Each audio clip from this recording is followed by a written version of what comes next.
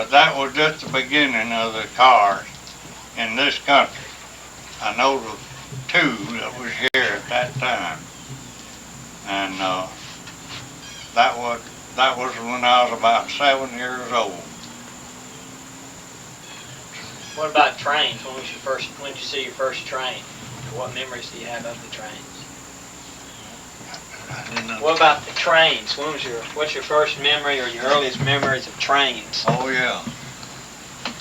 Yeah, the first train that come to Red Bay was in 1907.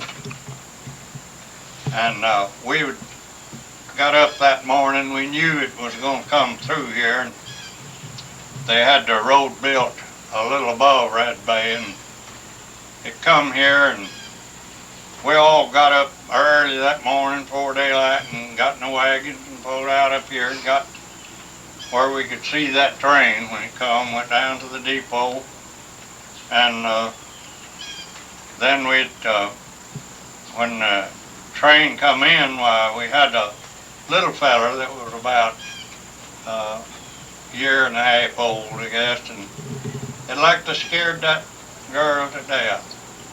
And a lot of the teams, wagons and teams had a runaway scrape.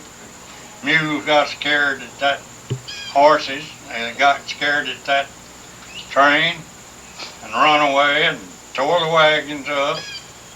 And then from then on, we had to tie our horses up from then on, because when a train come through, they had to get loose. But years later, they got used to it, just as we did. And we have now a celebration of that day, 1907, when the first train come in here. We have a celebration. It was about the 17th of July in 1907 when the first train come in. And then we have we call it Founder's Day now, when Red Bay was founded. And there's wasn't but 2 or 3 stores here when that train come in here, but later on it began to build, and it's wonderful to see how it has built since that time. And the reason it got its name was on account of bay trees. There's a lot of bay trees here and a lot of red mud, and they called it Red Bay. That's what gave it its name. When did you buy this house? I bought it in 1964. Remember how much you paid for it? I give $4,800. What I give for it. 4,800. When did you first see electricity?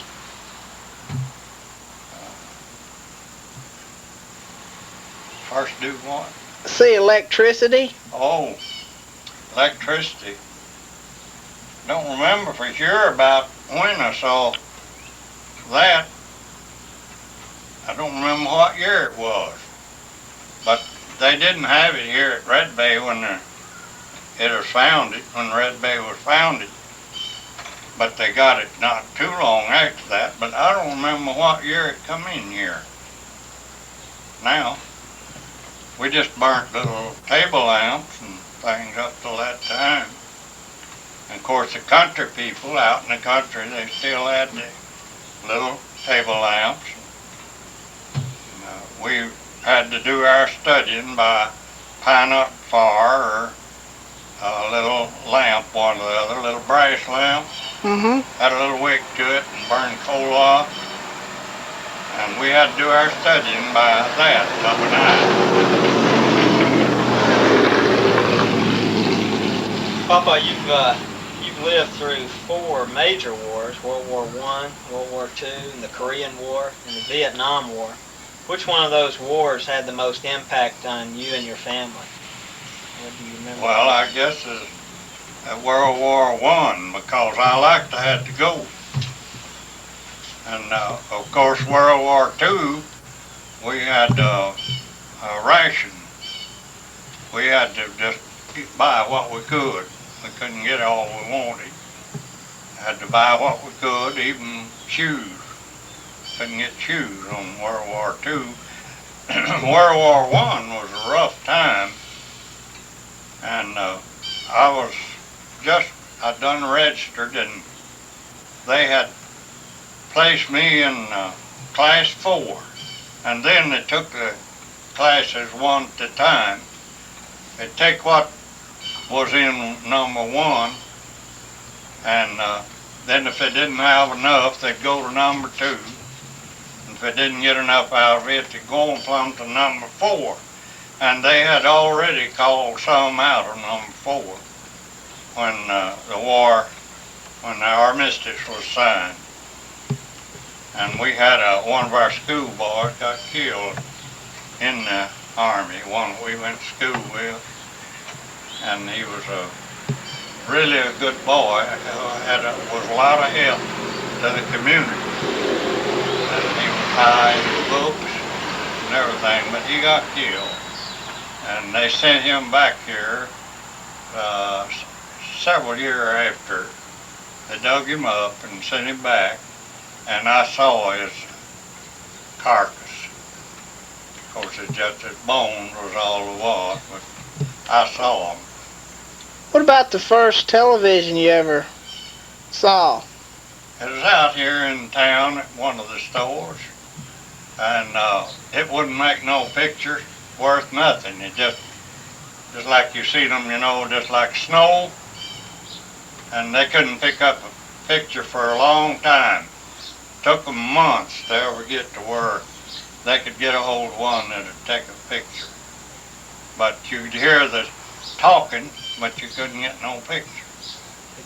Between World War I and World War II, there was a nationwide depression. How did that affect y'all? How were you affected by the Great Depression?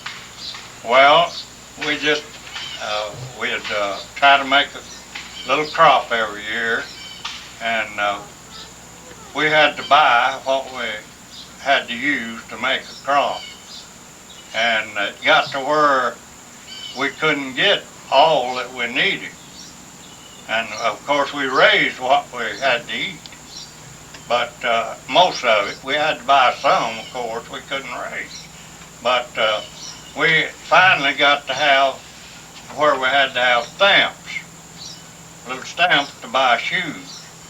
And if they passed the law that you could get shoes this month, and why they'd have number 2 or number 3, ever which it would be, why you could get them on that with that little stamp of a thing.